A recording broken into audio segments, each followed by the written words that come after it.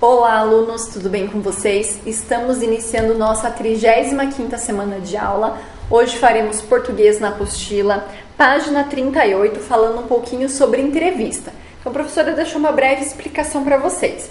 A entrevista, em geral, organiza-se da seguinte forma: título, apresentação, perguntas e respostas e a finalização, tá? Então, número 1, leia a entrevista a seguir.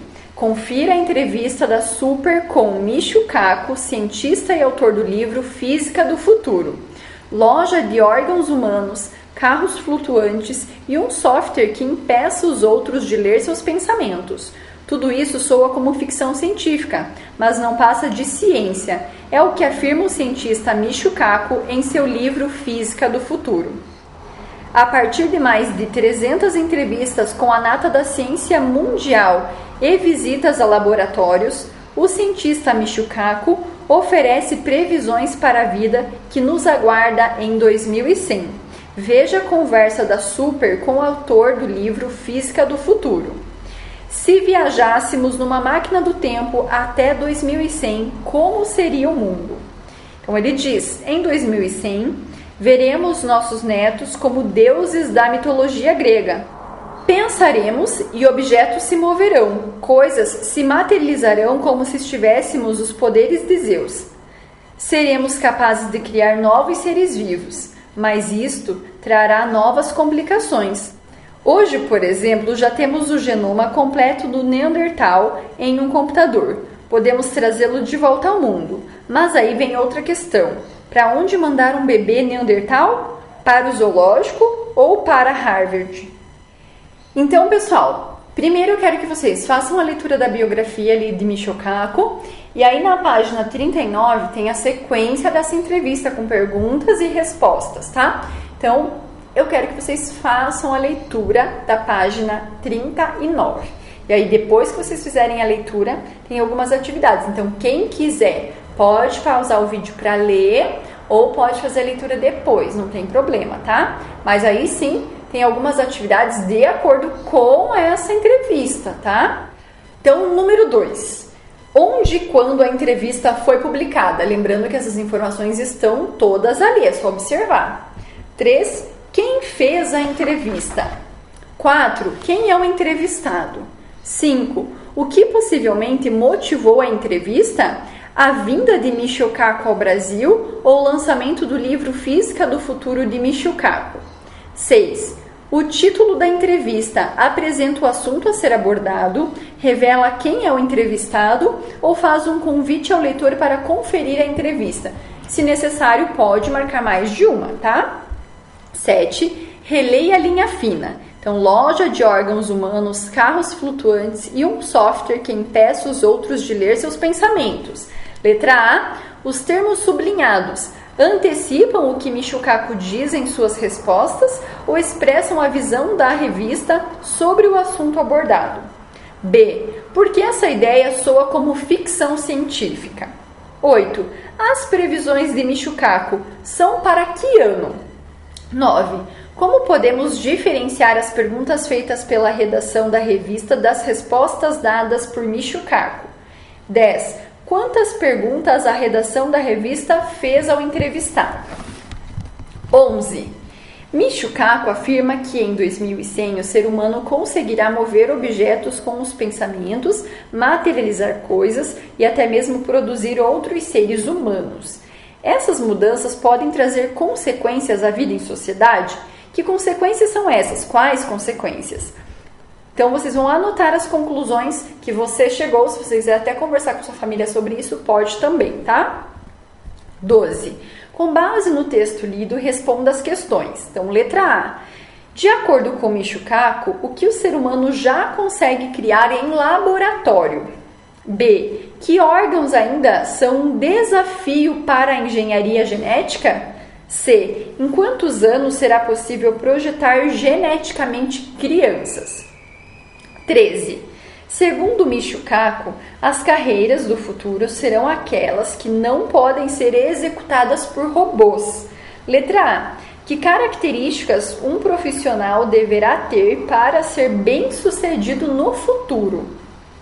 E B. Pensando nessas características, cite 3 profissões atuais que poderiam ter sucesso em 2100. Página 42, seção lápis na mão, plural de palavras terminadas com S ou Z. Então ali tem um recadinho para vocês que diz assim: o plural das palavras terminadas em S ou Z é formado acrescentando-se es. Contudo, há palavras que terminam com S que não mudam, seja no singular ou no plural, como por exemplo, lápis, tênis, pires e algumas outras palavras, tá? Então, número 1, observe as palavras a seguir: países e narizes. Letra A, qual é o singular dessas palavras? Elas estão no plural, qual é o singular? Será que há singular? B, que terminação foi acrescentada ao singular dessas palavras para formar o plural? 2. Localize no caça-palavras o plural das palavras do quadro. Então, vocês estão vendo ali um quadrinho com algumas palavrinhas: feroz, pires, nariz, país, português, ônibus, bônus, rapaz, raiz. Vocês vão ter que achar ali o plural. Será que há plural ou não? Observe e aí tentem encontrar no caça-palavras, tá? Página 47, formas nominais do verbo. Então, antes da gente fazer algumas atividades, a professora colocou um quadrinho ali, mostrando então que as formas nominais do verbo podem estar no infinitivo, no gerúndio ou no particípio. Infinitivo. O verbo no infinitivo caracteriza-se pela terminação R. Olhem lá, vamos cantar. Cantar é um verbo, então termina com R. Gerúndio. O verbo no gerúndio indica que a ação está acontecendo, ou seja, não foi concluída. Apresenta a terminação NDO. Olhem ali. Conrado está pulando corda. Pulando, tá? E particípio, o verbo no particípio mostra uma ação finalizada. Apresenta em geral a terminação ADO ou IDO. Por exemplo, o carro está estacionado. Então, agora sim, vamos para a atividade número 1. Releia um trecho da entrevista. Por isso, escrever uma música, um livro, criar uma obra de arte, uma nova teoria, fazer pessoas darem risada, essas são tarefas que não podem ser realizadas por robôs. São essas as pessoas que terão trabalho garantido no futuro.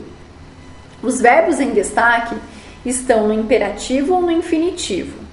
Dizemos que o verbo está no infinitivo quando não está flexionado, por exemplo, amar, correr e rir. Observe que todos terminam com o acréscimo da letra R após a vogal. Número 2, sublinhe os verbos que estão no infinitivo. Então, por exemplo, letra A, comer verduras é importante para a saúde. Qual é o verbo que está no infinitivo, que termina com R? Comer. Então, você vai sublinhar ou circular o verbo comer e aí vão dar sequência nas outras atividades da número 2, tá? Lendo a frase e sublinhando ou circulando os verbos no infinitivo. Número 3. Sublinhe os verbos que estão no gerúndio, ou seja, que indicam uma ação contínua. Então, letra A. Ainda estou pensando se vou à festa.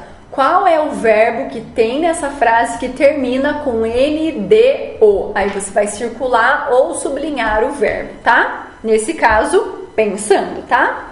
Número 4, sublinhe os verbos que estão no particípio, ou seja, que indicam uma ação finalizada.